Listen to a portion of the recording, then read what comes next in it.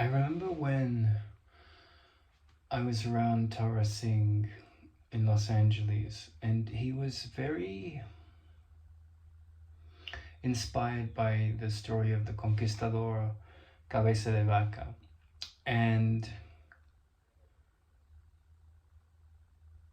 there's footage on the internet of a clinic in China where meditators come together, and there's a woman that has an ovarian cyst. She has cancer in her ovaries, and these people put their hands on her and they see this cyst gone, and you watch on camera as it dwindles, it disappears. And Cabeza de Vaca was in a situation where, you know, he had a sort of gun in his head, like the tribal leader said, you've brought this disease, you brought influenza to the Native Americans of Central America, and they had no resistance to it. And Cabeza de Vaca was in a very evolved being wherein, you know, he didn't see differences between people. He saw all people as equal, and all people handling the same illusions and the same challenges, like feeding the body, taking care of their family, handling death.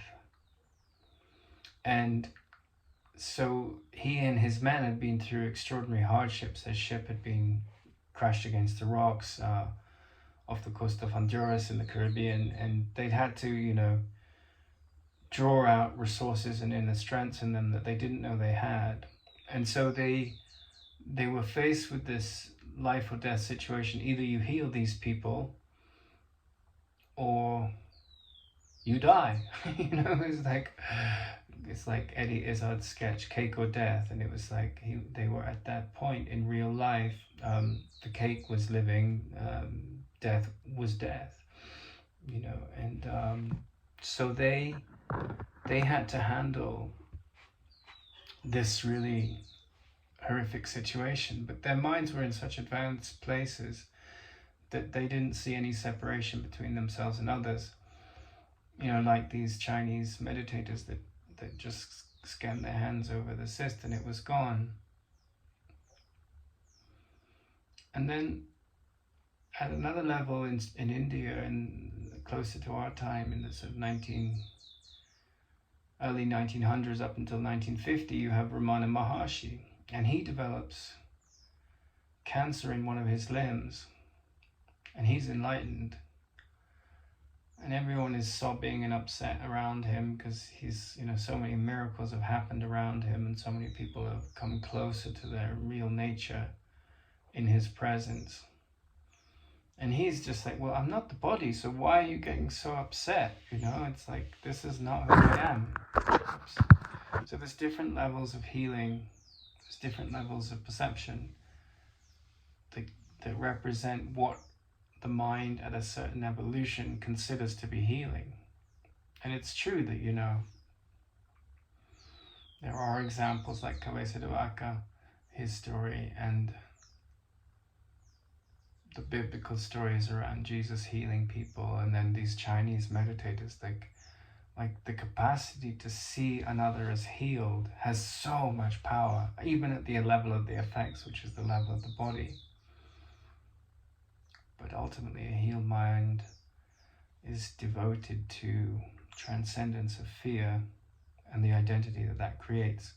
And I remember thinking, when I was on the degree course at the University of Edge Hill, the program lead, he said, what's reality? You know, and he said it like that. And he was like a PhD in psychotherapy, and he went to all these illustrious conferences. And I remember thinking, God, that's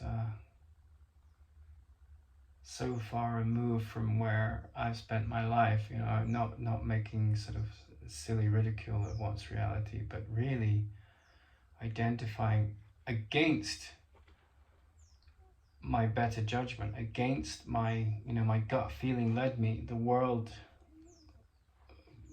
including my family, kind of questioned my decisions, but they came from an internal set of shifts. And, wisdom at its core is about questioning the reality of illusions, and that's the pathway to reality. And it has different levels. You can heal a very sick body with the mind, right? And you can do it with medicine and all the props that you need to handle fear in the body. And that's the whole medical world, whether it's Ayurveda, Western medicine, the Chinese medical systems. But at a level deeper than all of that, there's the healing of the mind, because only the mind can be sick, and all the illusions that go with a sick mind create all the pain in the world.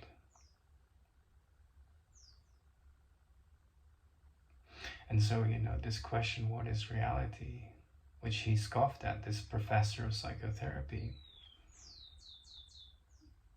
that is the